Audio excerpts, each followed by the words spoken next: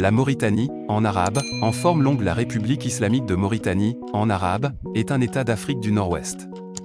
Elle fait partie de l'Union africaine, de la Ligue arabe, de l'Union du Maghreb arabe, de l'Organisation de la coopération islamique et de l'Organisation pour la mise en valeur du fleuve Sénégal, OMVS, en plus d'être membre de l'Organisation internationale de la francophonie, OIF. Sa capitale et sa plus grande ville est Nouakchott. Les autres villes principales sont Nouadhibou, Kifa, Kaïdi, Zouérat et Rosso. Avant de continuer, n'oubliez pas de vous abonner et d'activer la cloche des notifications pour ne rien louper. La plupart de la surface du pays se trouve dans le Sahara. Elle possède une côte d'environ 800 km ouverte sur l'océan Atlantique s'étirant de Ndiago au sud jusqu'à Nouadhibou au nord. Au nord, elle est limitrophe du Sahara occidental, revendiquée par le Maroc et la République arabe sahraoui démocratique, de l'Algérie au nord-nord-est, du Mali au sud-sud-est, et du Sénégal au sud-ouest. Le territoire devient une colonie française en 1903 et obtient son indépendance en 1960. Depuis, le pays connaît plusieurs coups d'État et des périodes de régime militaire. La victoire de Mohamed Ould Ghazouani dans l'élection présidentielle mauritanienne de 2019 était supposément la première transition pacifique du pouvoir du pays depuis l'indépendance. La Mauritanie constitue un espace de contact entre l'Afrique du Nord et l'Afrique subsaharienne, ce qui en fait un pays pluriethnique. Elle est majoritairement peuplée d'une communauté arabe et berbère dans laquelle se distinguent deux groupes, les Maures arabo-berbères dits « Maures blancs » ou Bédanes, qui représenteraient 40%, et les Haratins dits « Maures noirs », descendants d'esclaves cis-arabophones, d'origine bafour, qui seraient 30% de la population, et d'un ensemble noir. Africains composés de plusieurs ethnies originaires des régions du sud de la Mauritanie, telles que les Peuls, Soninké, Wolof et Bambara, qui représenteraient 30% de la population. L'arabe est la langue officielle et le français y est aussi beaucoup utilisé. L'islam est la religion officielle et presque 100% de la population est de confession musulmane. La Mauritanie est désormais, depuis 2006, un pays producteur de pétrole. Un début d'exploitation de quelques gisements de pétrole offshore, gisement de Chinguetti découvert en 2001 par 800 mètres de profondeur, suscite l'espoir. La Mauritanie vend aussi du cuivre et de l'or. La politique nationaliste menée par les gouvernements successifs s'est traduite par le développement du secteur public ou mixte, par la mise en place d'un contrôle administratif de l'économie et par un fort endettement extérieur, envers, notamment, la Chine populaire et, surtout, les pays arabes. Avec la crise et l'intervention du FMI et de la Banque mondiale, cette orientation a été remise en question, sans grand résultat jusqu'à présent. La dévaluation de l'ouguiya en octobre 1992, suivie d'une forte hausse des prix, a été à l'origine d'une exacerbation des tensions sociales, qui demeurent vives. Un premier peuplement. Les nombreux sites archéologiques mauritaniens n'ont pas livré tous leurs secrets, mais ils indiquent la présence d'un peuplement très ancien, remontant au Paléolithique. Il a varié au gré des grandes alternances climatiques, atteignant son apogée il y a 5000 ans. À cette époque, les communautés agropastorales sédentaires dominaient, comme en témoigne la centaine de villages fortifiés du Dartichi, sur la falaise de l'Aouké. Il s'agissait vraisemblablement de populations noires. Depuis, l'aridité croissante, qui perdure aujourd'hui, a progressivement rejeté vers le sud l'essentiel des populations, le désert n'accueillant plus que des pasteurs nomades. Les Berbères du groupe des Sanadja, fortement implantés dès le IIIe siècle, deviennent alors, grâce à leurs dromadaires, les maîtres du commerce de l'or, de l'ivoire et des esclaves entre l'Afrique du Nord et le Sahel. 2. Les Almoravides. 2. La conversion à l'islam et les guerriers de la foi.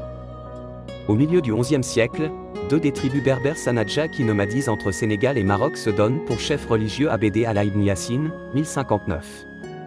Sous son impulsion, les Berbères adoptent les règles d'un islam très austère, enseigné dans le riba, véritable couvent militaire. Ces guerriers de la foi, en arabe al-Murabitin, les gens du riba, devenus almoravides, se dirigent les uns vers le sud, où, avec l'aide des Peuls du Tekrour, ils abattent l'empire du Ghana, les autres vers le nord. Le Maroc et une partie de l'Algérie sont soumis entre 1060 et 1080, et le roi de Castille, Alphonse VI, qui mène une lutte de reconquête contre les musulmans d'Espagne, est battu à Zalaka, Sagraja, en 1086.